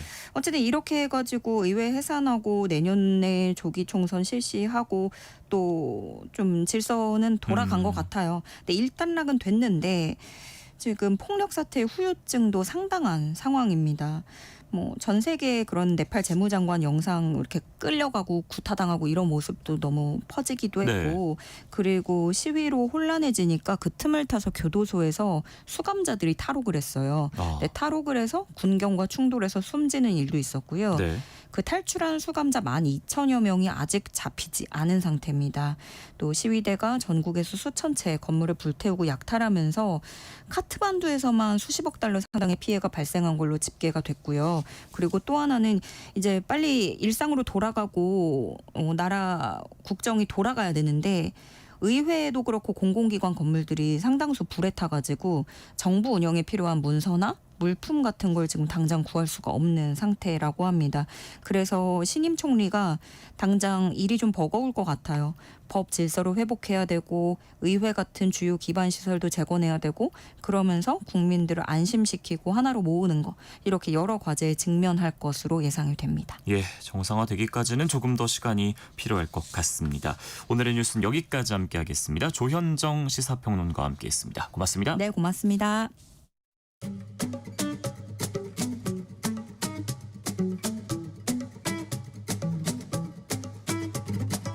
지금 바로 세모정에 물어보세요. 당신의 모든 궁금증을 풀어드리는 세모정 톡톡 상담소. 생활 속 다양한 궁금증을 전문가와 함께 시원하게 풀어보는 세모정 톡톡 상담소. 월요일엔 일상 속 법과 관련된 의문점을 쉽고 정확하게 설명해드리는 슬기로운 법률생활 시간입니다. 오늘도 천수희 변호사 나와 있습니다. 어서 오세요. 안녕하세요. 네, 오늘은 어떤 내용에 대해서 알아볼까요? 네, 요즘 카드나 통신사와 같이 국민들의 개인정보를 대량으로 다루는 곳에서 개인정보가 유출됐다는 뉴스를 자주 접하게 되는데요. 지난주에는 한 통신사에서 1억 7천여만 원의 무단 소액결제 사건이 발생해 개인정보보호위원회가 조사에 착수하기도 했습니다. 그 개인 정보가 자꾸 유출되다 보니까 우리가 하루에도 수십 건의 뭐 투자 대출 관련 스팸 또 뭐 전화나 문자, 이메일을 받게 되죠. 그런데 문제는 단순한 정보 노출을 넘어서서 개인 정보가 범죄에 악용되기도 하는데요. 특히 과거에는 불특정 다수를 노렸던 보이스피싱 같은 범죄가 이제는 유출된 개인정보를 활용해서 맞춤형으로 진화를 하고 있습니다. 그래서 미리 입수한 뭐 경제적 개인정보를 통해서 급전이 필요한 서민들과 신용등급이 낮은 사람들을 타겟으로 뭐 대출 사기를 한다거나 아니면 자녀와 부모의 정보를 이제 미리 알아내가지고 자녀의 전화번호로 발신자 번호를 변조해 부모에게 마치 자녀가 뭐 사고를 당했거나 또는 납치 상태인 것처럼 해서 돈을 편취하는 사건들도 있었습니다. 그 유럽에서는 우리나라 헌법과 같은 EU 기본권 헌장에 개인정보를 기본권으로 명시하고 있는데요. 우리나라에서는 여전히 개인정보 보호에 대한 인식은 아직까지 낮은 것이 사실입니다. 한번 유출된 개인정보는 되돌릴 수가 없고 2, 3차 피해 가능성도 큰 만큼 오늘은 일상생활 속에서 이러한 개인정보 보호에 대해서 알아보도록 하겠습니다. 네, 정말 말씀하신 대로 뭐 노년층도 중장년의 부모님들도 그리고 뭐 청소년기의 자녀들도 누구나 또 피해자가 될 수 있는 게 이 개인정보 문제일 텐데 오늘 꼭 좋은 정보 들어가셨으면 좋겠습니다.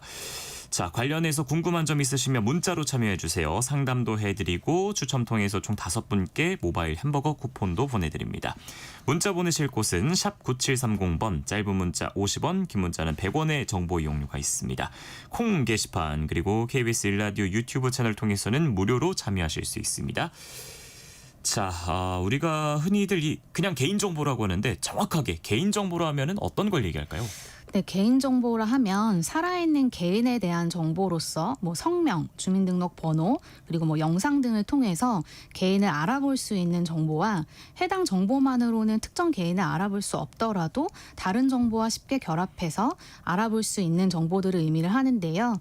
뭐 예를 들어서 휴대전화번호 뒷자리 4개만 가지고는 누군지 특정을 할 수는 없지만 주변의 지인분들은 휴대폰에 저장되어 있는 전화번호 등을 검색을 해보면 누구의 번호인지 알 수가 있잖아요. 네. 그래서 뒷자리 4개 번호만 알려주었다고 하더라도 개인정보보호법 위반으로 판단한 사례가 있습니다. 그래서 그밖에 뭐 개인정보는 휴대전화번호는 물론이고 사상이나 신조, 뭐 종교, 정치적 성향, 건강 상태, 소득 규모, 그리고 요즘에는 뭐 지문이나 홍채, DNA 정보에 이르기까지 굉장히 넓은 범위에서 인정이 되고요. 네. 그리고 개인정보 중에서 제일 많이 보호를 받는 것은 바로 주민등록번호입니다. 그래서 주민등록번호 같은 경우에는 마트나 가게에서 뭐 멤버십 회원 가입을 위해서 고객에게 요청하는 것도 불가능하고요. 그리고 입사 지원 단계의 채용 절차에서도 이제 회사에서 요구하는 것이 불가능합니다. 그리고 또 뭐 콜센터 같은 곳에서 상담을 할 때도 수집이 불가능하고요.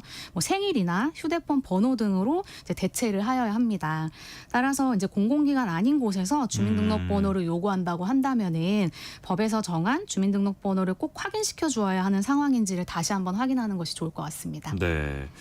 휴대폰 뒷자리 4개만 알려줬어도 뭐 지금 개인정보보호법 위반으로 판단한 사례가 있다고 하셨으니까 그럼 네. 뭐 보통 이 타인의 개인정보를 다른 사람에게 알려주게 되면 처벌이 되겠네요. 근데 개인정보보호법은 업무를 목적으로 개인정보를 처리하는 공공기관이나 법인, 단체 및 개인을 처벌하고 있기 때문에 업무상 개인정보를 처리하지 않는다면 처벌의 대상이 되지가 않습니다. 네, 그래서 기업의 개인정보를 담당하는 사람은 뭐 당연히 포함이 되지만은 네. 그렇게 주 업무가 아니더라도 예를 들어서 아파트 관리 소장님이 동대표 후보자 등록 서류를 접수하는 경우나 아니면 중고차 매매 및 렌트 업무를 하면서 고객의 서류를 수집, 보관하는 업무를 하는 사람이나 아니면 카페 사장님이 이제 멤버십 회원들을 관리하는 것 같이 업무적으로 필요한 개인정보를 수집해서 처리하는 과정에 있다면은 업무상 처리를 한다고 보시면 될 것 같습니다. 네. 그래서 따라서 이제 친구 관계나 뭐 온라인 커뮤니티 활동 등 순수하게 사적 관계나 활동 과정에서 타인의 정보를 알게 되어서 이를 유출한 경우에는 업무상 처리하는 것으로 볼 수가 없습니다. 네. 그래서 이 경우에는 개인정보보호법으로 처벌하기는 어려운데요. 뭐 그렇지만 경찰관이 만약에 민원 처리 중에 알게 된 개인정보를 개인적으로 사용했다. 이렇게 된다면 개인정보보호법 위반이 되겠죠. 업무 상인지 아닌지가 중요하겠네요. 네. 자, 근데 개인정보 해킹이 너무 많잖아요, 요즘. 근데 일상 속에서 내 개인정보를 지키기 위해서 가장 조심해야 될 부분이 있으면 어떤 게 있을까요? 뭐 이제 간단하고도 쉬운 방법들이 많이 있어요. 이제 아마도 네이버나 다음 쓰시는 분들은 해외에서 접속 시도가 있었다는 알림을 받으시는 경우가 있으실 텐데요. 네. 이제 해킹을 시도를 하게 되는 거죠. 그래서 저도 이제 예전에 비밀번호를 너무 쉽게 설정을 해두어서인지 메일 계정이 해킹당한 적이 있었는데요. 해킹된 제 메일 계정이 뭐 불법 도박 카페라든지 아니면 성인 카페를 만들고 스팸 쪽지를 대량으로 발송한 적이 있어서 문제가 됐던 적이 있었어요. 네. 그래서 항상 비밀번호는 복잡할수록 좋고 또 정기적으로 바꾸는 습관을 들이셔야 하고요. 또 이제 명의 도용으로 휴대폰이 개통된 사실을 뒤늦게 알게 됐다는 뉴스나 이야기를 들으신 적이 있으실 텐데 msafer라는 사이트에 접속하시면은 내 명의로 가입된 휴대폰의 현황을 조회할 수가 있고요. 네. 또 미리 가입 제한 서비스로 피해를 예방할 수가 있다고 합니다. 그리고 이제 외부에서 무료 공공 와이파이 연결해서 사용하시는 분들 많으시잖아요. 공공 와이파이는 보안에 굉장히 취약하기 때문에 공공 와이파이 연결 상태에서는 뭐 계좌이체라든지 금융 거래를 좀 삼가하시는 게 좋을 것 같고요. 네. 그리고 우리가 이제 다양한 앱들을 설치해서 다운을 받는데 이때 대부분 동의합니다를 막 습관처럼 누르세요. 그런데 그 동의는 내 정보를 어딘가로 보내는 허락이 될 수 있다는 사실을 반드시 아시고 이 앱이 왜 내 주소를 보려고 하는지 항상 의심하시고 점검해 보시는 것이 좋을 것 같습니다. 네. 그러니까 일상생활 속에서 뭐 주문하거나 아니면 이것저것 뭐 할 때 그 보통 다 그냥 동의 무의식적으로 누르는 경우가 있잖아요. 조심을 해야 될 것 같습니다. 특히 뭐 이렇게 온라인 쇼핑몰에서 물건 살 때도 쿠폰 줄 때 뭐 누르라고 하잖아요. 네, 눌러야 되나 맞습니다. 말아야 되나 그런 생각이 드는데 어떻게 해야 될까요? 네, 항상 개인 정보는 내가 이제 그 동의한 만큼까지만 상대방이 사용을 할 수 있어야 되거든요. 그런데 만약에 그 동의 범위를 넘어서 뭐 다른 범위까지 사용을 한다고 한다면 별도의 동의가 필요합니다. 그런데 이제 이러한 것들을 악용하는 사람들이 있어요. 이것도 실제한 사건인데 간단한 설문조사를 하면 제주도 여행권을 주겠다고 해서 설문조사에 고객들의 뭐 성명, 연락처를 적게 한 뒤에 이것을 보험회사에 한 명의 개인정보당 25,000원을 받고 총 19,393건의 개인 인적 사항을 넘긴 사람들이 징역 8개월에 집행유예 2년을 선고받은 사례가 있었거든요. 네. 역으로 말하면 한 2만 분 가까이 되시는 분들이 여기에 개인정보를 입력했다는 것이 되잖아요. 그래서 이제 개인정보를 내가 수집하고 이용에 동의한다라는 내용의 동의를 할 때에는 어디서 어떻게 사용이 되는지 수집 목적과 범위의 기재가 있는지를 꼭 확인을 하시고 동의를 하시는 게 좋을 것 같고요. 만약에 스팸 전화나 문자와 같이 내가 개인정보를 제공하지 않은 곳에서 계속해서 연락이 온다라고 한다면 한국인터넷진흥원의 개인정보 침해 신고센터에 신고를 하시는 게 좋을 것 같습니다. 네. 또 하나 일상생활 속에서 궁금했던 게 예를 들어서 SNS 이런 거 하다가 어제 이 온라인 사이트에서 이걸 살까 말까 했던 그 물건들이 광고가 딱 나와 있는 거예요. 그래서 이게 핸드폰이 나를 이렇게 감시하나 아니면 내 목소리를 듣나 그런 생각도 많이 하거든요. 이게 또 개인정보를 활용한 광고겠죠? 네, 맞습니다. 뭐 저도 되게 갖고 싶은 물건만 계속해서 반복적으로 계속 사게 만들어요. 보여주는데요. 이제 AI나 빅데이터가 사용자의 개인정보나 검색 기록, 또 SNS 활동, 방문한 웹사이트, 구매 이력, 위치 정보 등 다양한 데이터를 수집해서 분석한 뒤에 개인별로 이제 다른 광고를 보여주죠. 그래서 이런 광고의 핵심은 개인정보의 수집과 활용인데 사용자는 자신의 어떤 정보가 어떻게 수집되고 또 어떻게 데이터가 프로파일링 되는지 또 자동화된 후에 이용되는지를 알 수가 없죠. 네. 이전에 이제 구글이나 인스타그램이 이런 동의를 누르지 않아도 자동으로 동의가 되게 하고 최대 6년 동안 맞춤형 광고에 사용을 해서 2022년 1,000억 원의 과징금을 부과를 받았는데요. 이후로는 동의를 받고 있지만 이런 동의 절차를 꼼꼼하게 확인하시는 분들이 많지 않죠. 따라서 이런 부분들이 좀 불편하게 느껴지신다면 번거롭더라도 스마트폰 설정에서 개인정보 제공 기능을 최소화하고 또 개별 앱에서도 이용 내역 저장을 거부하는 것이 좋고요. 또 일부 앱에서는 제3자 정보 제공 여부에 동의하지 않으면 앱을 사용할 수 없도록 하고 있는데요. 네. 이거는 현행법상 불법이에요. 그래서 이런 부분은 시정을 요구하실 필요가 있습니다. 뿐만 아니라 인터넷을 사용하실 때는 시크릿 모드 사용을 누르면 검색 및 시청 기록이 저장되지가 않아서요. 추천 알고리즘의 영향을 덜 받을 수가 있고 또 방문 기록이나 쿠키 및 사이트 데이터, 양식에 입력된 정보들 역시 남지 않아서 좀 이용해 보시면 좋을 것 같습니다. 네.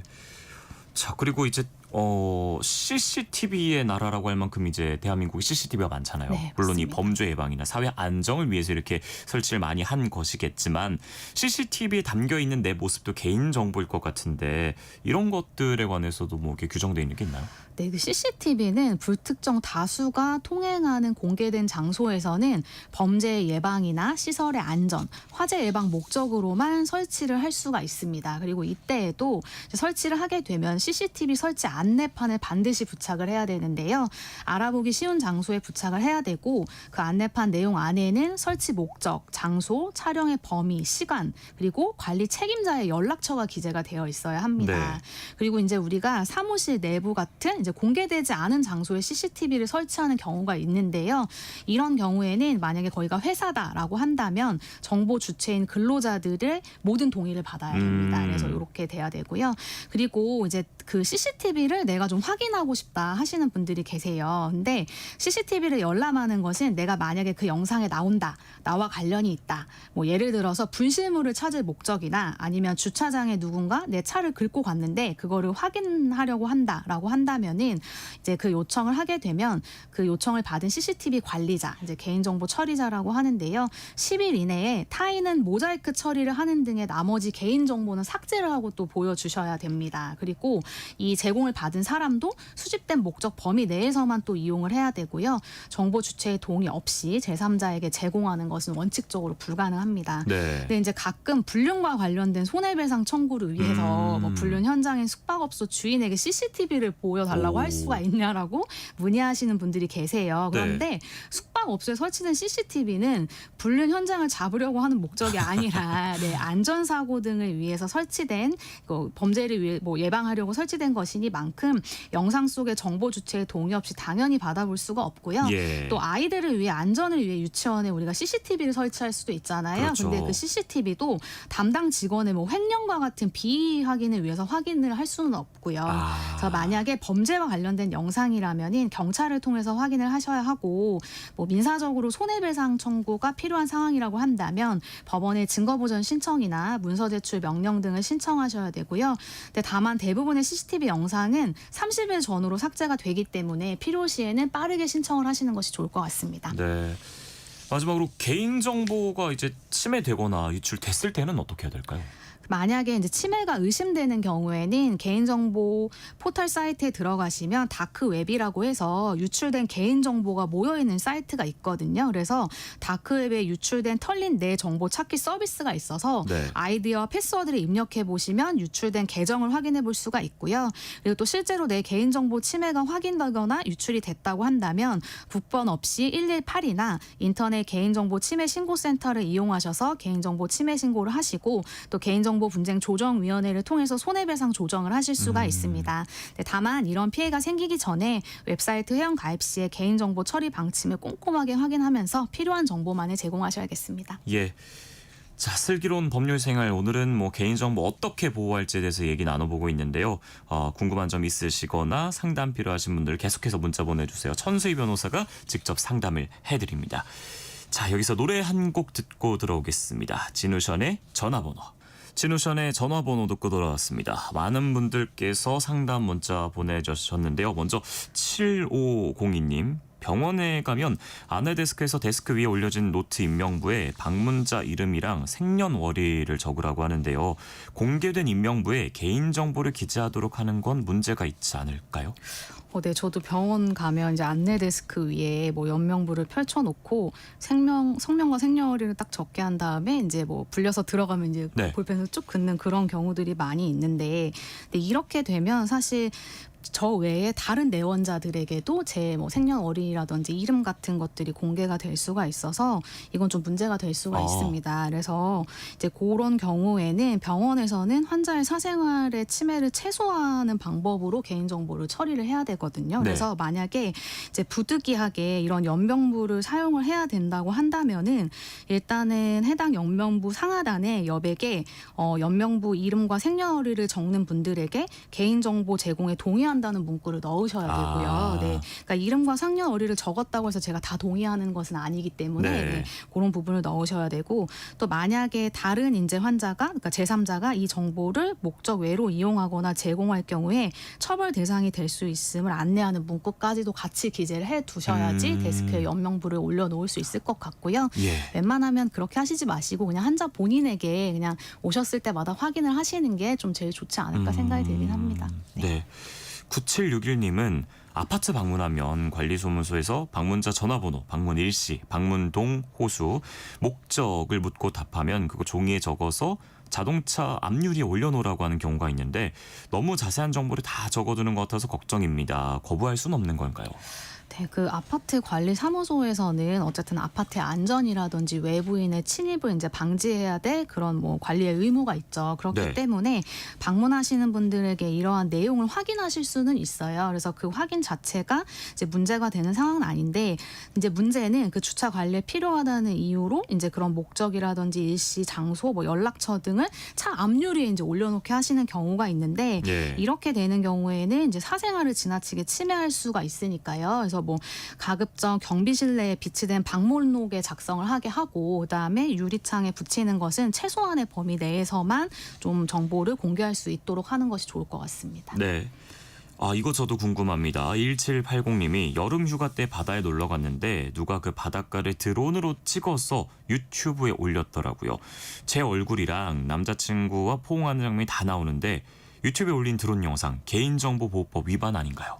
그래서 이것도 이제 드론을 사용한 주체가 누구인지를 일단 확인할 필요가 있을 것 같아요. 제가 이제 아까 개인정보보호법은 업무를 목적으로 해서 사용하는 사람들을 처벌을 한다고 말씀을 드렸기 때문에 뭐 드론 회사에서 업무를 목적으로 이걸 이용해서 개인정보를 침해했다고 한다면 문제가 될 수가 있는데 예를 들면 그냥 업무를 목적으로 하는 것이 아니라 유튜브에 개인적으로 영상을 올리시려고 찍으신 분들이 하는 경우에는 사실상 업무로서 사용하는 것이 아니기 때문에 개인정보 처리자가 아니어서 개인정보보호법에 적용을 받지가 않습니다. 그리고 또 이제 개인정보 처리자가 아니라고 하더라도 CCTV 같은 경우에는 그 법에 적용을 받는데요. 그런데 이 지금 드론 같은 경우에는 고정된 장치가 아니라 이동이 가능한 장치이기 때문에 이런 경우에는 또 아까 말씀드린 대로 업무상 뭐 처리하는 사람이 아니라고 한다면은 개인정보보호법으로는 처벌을 할 수가 없고요. 다만 이제 민법상 초상권 침해로 인한 손해배상의 대상은 될 수가 있을 것 같습니다.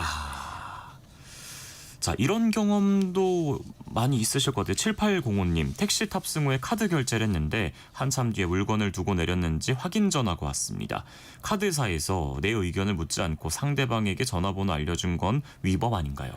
네, 그 카드사에서 저희 전화번호를 이제 수집을 할 때는 개인을 뭐 식별하거나 아니면 카드의 원활한 사용이나 아니면 카드 대금을 받기 위해서 저희 전화번호를 수집을 하는 것이잖아요. 그런데 만약에 그런 목적 범위 외로 전화번호를 누군가에게 제공을 하려고 한다면은 상대방의 동의가 있어야 돼요. 그런데 그런 동의 없이 그런 동의 범위를 벗어나서 그냥 그 분실물을 어떻게 이제 그 찾아주기 위해서 전화번호를 제공하는 것은 좀 문제가 있을 것 같습니다. 그래서 이런 경우에는 카드사에서 직접 손님에게 전화를 해서 이제 분실된 것이 있는데 전화번호를 제공해도 되는지를 한번 먼저 물어보시고 그 다음에 안내를 해주시는 게 가장 바람직하고 그렇지 않는다고 한다면 개인정보보호법 위반의 소지가 있습니다.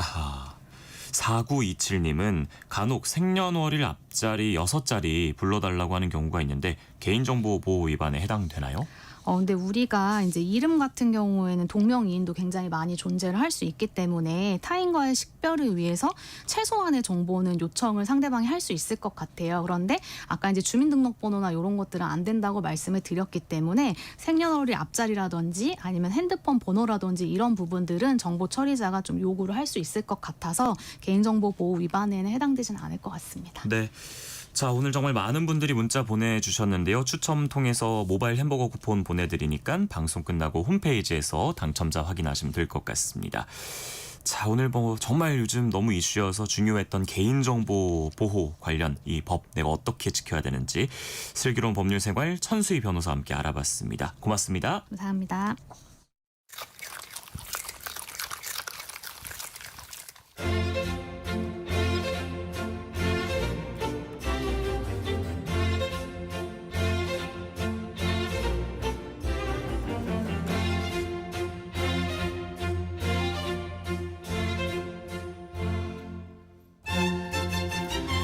점심 식사하셨나요? 오늘 먹은 점심 한 끼, 그 안에 담긴 구구절절한 역사까지 맛보고 가시죠.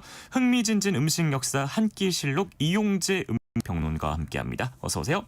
안녕하세요. 음식평론가 이용재입니다. 반갑습니다. 오늘은 어떤 맛있는 음식 얘기를 나눠볼까요? 네, 우리가 전반적인 기후 위기로 인한 식량이나 물 부족 현실을 접하고 있어서 그런지 이 한 끼실록에서 요즘 화제인 음식 이야기를 좀 다루려고 찾아보면 대체로 좀 암울합니다.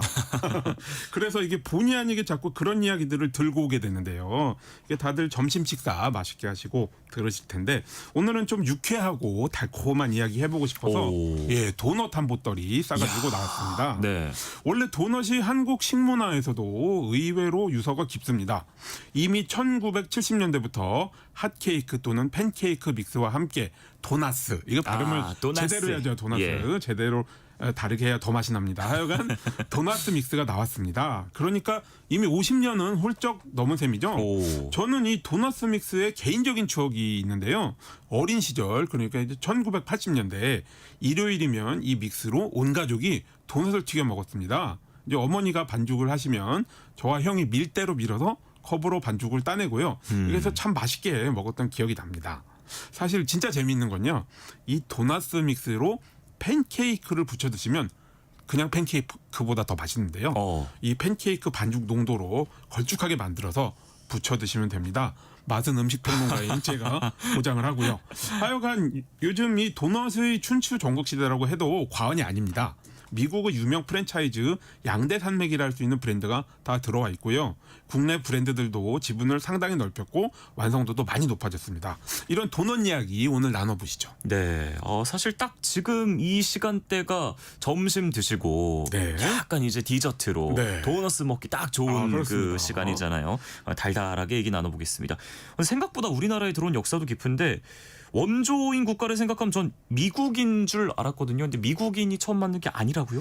네, 미국에서 발전을 많이 해서 원조 미국 음식이라 여기기 쉬운데요. 사실 베이글이나 피자처럼 유럽에서 먼저 생겨 미국에 유입된 뒤 발전을 했습니다. 도넛의 고향은 네덜란드인데요. 네, 미국으로 이민을 간 이들이 17세기에서 18세기 사이에 팔기 시작을 했습니다. 도넛이라면 이제 베이글과 마찬가지로 가운데가 뚫린 둥근 고리 모양이 특징이죠. 그런데 원래는 그렇게 생기지 않았습니다. 이 네덜란드어로 올리코액, 이게 기름 케이크라는 뜻인데요. 이렇게 불렸고 이게 둥글고 중심부에는 과일이나 견과류가 들어 있었다고 합니다. 이제 오늘날 구멍이 안 나 있고 잼이나 크림이 들어가 있는 그런 도넛과 비슷하다 보시면 될 것 같은데요. 하여간 이제 그 튀기면 중심부가 가장자리보다 천천히 익기 때문에 이렇게 과일이나 견과류를 넣은 것인데요. 덕분에 이제 이 음식은 19세기 초반부터 영어로 반죽, 도우라고 하죠. 또 견과류, 너트의 합성어인 도넛이라 불리기 시작을 했습니다. 아니 뭐 여러 가지 뭐 모양이 있겠습니다만 그래도 도넛 하면 우리가 떠올리는 게 그 가운데 뻥 뚫려 있는 그 고리 모양이 있잖아요. 그럼 이 모양은 언제부터 이렇게 됐을까요? 뭐 이런저런 기록들을 뒤져보면 대략 1850년대라고는 하는데요. 정확하게 계기가 무엇이었는지는 많은 음식들이 그렇듯 확실하진 않습니다. 일설에 의하면 미국의 뱃사람인 헨슨 그레고리가 반죽을 둥글게 빚은 뒤에 가운데 구멍을 뚫었다고 하는데요. 그 배의 키 혹은 타륜이라고 그 방향을 조정하는 둥근 그 바퀴가 있지 않습니까? 거기 보면 이제 손잡이가 달려 있죠. 거기에 이제 끼우면 이 도넛이 폭풍에 휩쓸려서 날아가지 않을 거라고 생각해서 가운데 구멍을 뚫었다. 뭐 이런 얘기가 있긴 합니다만 이게 생각해보면 너무 좀 극적인 부분이 있어서 고지고대로 받아들이기는 조금 그렇고요. 이제 도넛 드실 때 재미로 한 분씩 생각해 주시면 될 것 같습니다. 하여간 이렇게 그 가운데에 구멍을 뚫어서 반죽을 고리 모양으로 만드니까 더 잘 부풀면서도 고루 익을 수 있었다. 이것만은 확실합니다. 야, 그 뭐 정확하진 않지만 그래도 친구끼리 이제 도넛 먹을 때 멋있잖아요. 이거 어떻게 만든지 알아요? 이름도 외우기 쉽습니다. 미국 선원 그레고리. 그레고리가 고리 모양의 도넛을 만들었다. 생각 못했는데 그렇네요. 자, 근데 이 도넛이 대중적으로 인기를 끌게 된 게 전쟁 덕분이었다고요? 네네. 이게 이제 20세기 초중반에 세계 1, 2차 대전이 벌어졌죠. 뭐 인류의 엄청난 비극입니다만 이런 극단적인 상황에서 많은 문물들이 상당히 비약적으로 발전을 하고요. 음식도 예외가 아닙니다. 이미 이 한 끼 실록에서 같이 살펴보신 스팸 등이 좋은 예일 텐데요. 도넛도 마찬가지입니다. 양대 세계대전에서 군인들에게 특식으로 제공돼서 사기를 북돋우는 역할을 톡톡히 했죠. 도넛 아가씨들이라는 여성 자원봉사자들이 목숨을 걸고 후방에서 도넛을 튀겼습니다. 흥미로운 사실은 원래 이들이 처음부터 도넛을 만들 계획은 네. 아니었습니다. 미국은 아무래도 파이하고 케이크를 더 많이 먹는 나라였는데요. 네. 전쟁통의 이제 후방이라고 하더라도 파이와 케이크를 만들려면 재료도 장비도 만만치 않게 듭니다. 제가 사실 다 만들 줄 알거든요. 그래서 이제 아는데요. 뭐 틀이랄지 혹은 짤주머니랄지 네. 이런 그 도구들도 상당히 많이 들어가요. 하지만 이제 궁극적으로 이제 도너츠는 밀가루 반죽이라 난이도가 훨씬 낮고요. 또 튀기기 때문에 이제 케이크나 파이는 구워서 만들잖아요. 예. 굽는 것보다 훨씬 더 빨리 만들 수 있으면서도 기름이 엄청나게 많이 필요하지는 않습니다. 그래서 이제 우연치 않게 전장의 특식으로 제 몫을 톡톡히 하게 된 것이죠. 네. 그런데 이제 코카콜라도 그랬듯이 이렇게 전장에서 맛을 본 군인들이 귀국을 한 다음에도 찾게 된 것입니다. 아무래도 이제 전쟁통에서 먹었으니까 더 맛있었지 않았을까요? 그렇죠. 이제 그렇게 마음에 새겨져서 찾게 되었고 도넛의 저변이 넓어졌습니다. 한편 이렇게 수요가 늘어나면서 러시아 피난민 출신의 아돌프 레빗이라는 인물이 자동 도넛 제조기를 고안했는데요. 원래 이런 기계가 없었던 것은 아닌데 네. 그의 발명품 성능이 확실히 좋아서 대세로 자리를 잡았다고 합니다. 예. 그래서 이제 1933년과 1934년 시카고에서 벌어진 세계 박람회에서 발전의 세기에 걸맞은 음식으로 시연되기도 했죠. 당시 그 세계 박람회라는 게 오늘날 엑스포라 불리는 그 행사인데요. 네. 세계 여행이 쉽지 않았던 시절에는 정말 큰 행사였거든요. 그런 자리에 도넛이 음식의 대표로 소개가 된 것입니다. 이야, 그런 깊은 역사가. 그러니까 사실 뭐 굽는 게 맛있긴 한데 어렵잖아요. 그러니까 튀긴 그렇죠. 게 오래 더 걸리고요. 쉽고 맛있고. 네. 그다음에 이제 전쟁 때 먹었던 그 맛을 귀국해서. 네. 야, 저도 군대 있을 때 건빵 말고 도넛 먹었으면은. 건빵을 또 튀겨서 드시지 않았습니까 혹시? 그래도 도넛이었으면 더 좋았을 것 같아요. 네, 그럴 건빵이 요즘 뭐 같습니다. 먹고 싶지 않거든요. 네. 네. 자, 근데 지금 이제 우리가 도넛 하면 떠올려지는 두 가지 대표적인 브랜드가 있잖아요. 그렇습니다. 이 브랜드들은 뭐 언제 어떻게 생겨났나요? 네, 뭐 제가 뭐 이름도 말할 필요 없이 그냥 영어로 K와 D 브랜드라고만 해도 네, 아시는 알죠. 미국의 양대 도넛 브랜드가 있죠. 국내에는 D 브랜드가 더 오랫동안 자리를 잡아왔습니다만 사실은 K 브랜드의 역사가 좀 더 오래됐습니다. 미국 켄터키주 출신의 버논 루돌프라는 사람이 있었는데요. 이 고등학교를 마치고 어떻게든 도넛으로 승부를 걸려고 몇 년 동안 애를 쓰다가 예. 결국 이제 미국 남부 노스캐롤라이나주의 윈스턴 세일럼이라는 도시에 정착을 하고 도넛 공장을 차리게 됩니다. 네. 처음에는 이제 루돌프가 그냥 도매업만 하려고 매장은 없이 공장만 차려서 도넛을 튀기기 시작했거든요. 네. 이게 이 빵처럼 효모로 발효를 시킨 반죽을 튀기면 아주 가볍고 폭신폭신한데요.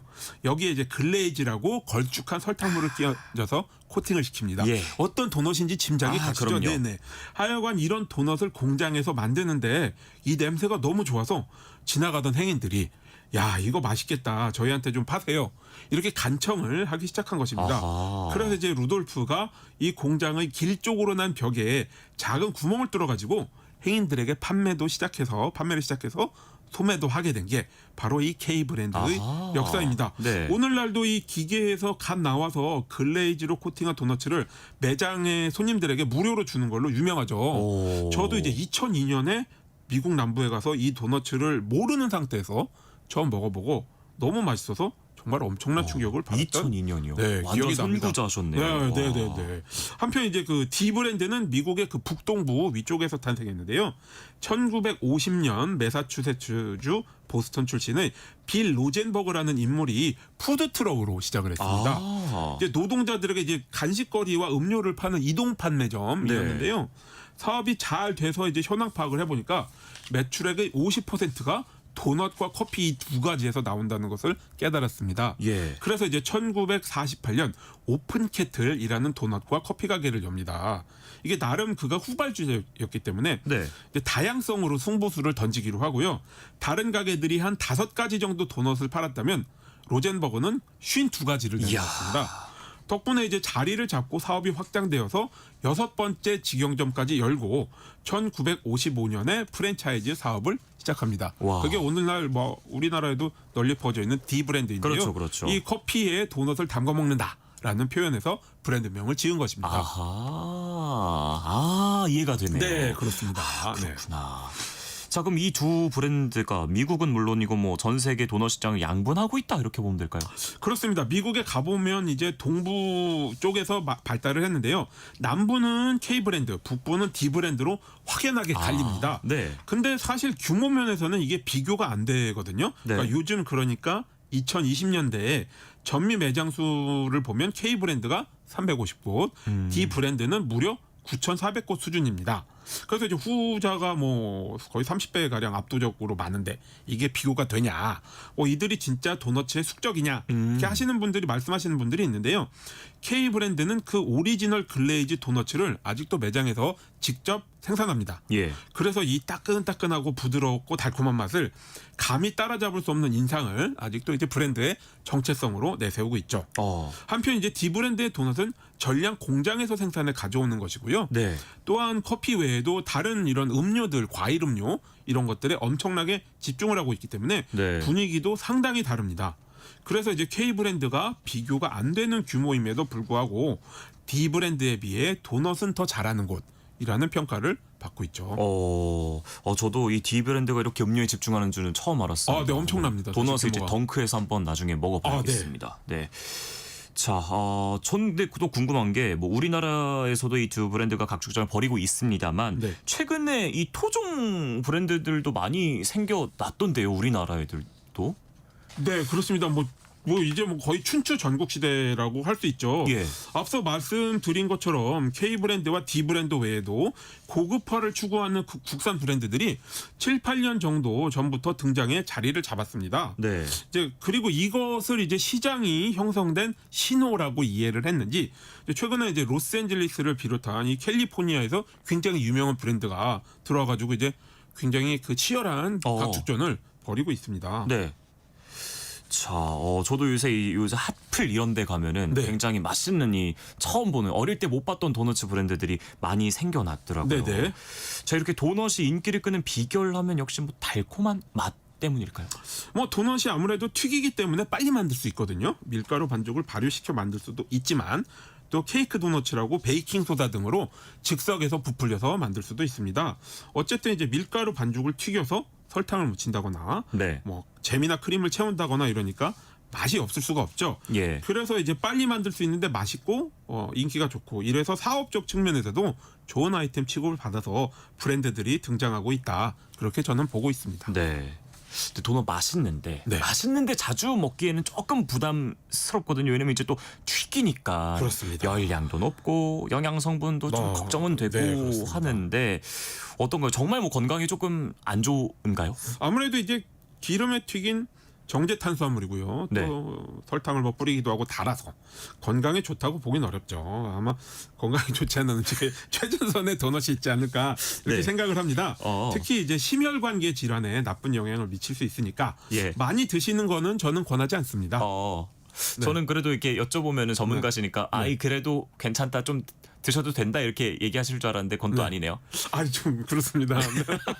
네, 그래도 뭐 도넛의 유혹을 떨쳐내기가 쉽지는 않습니다.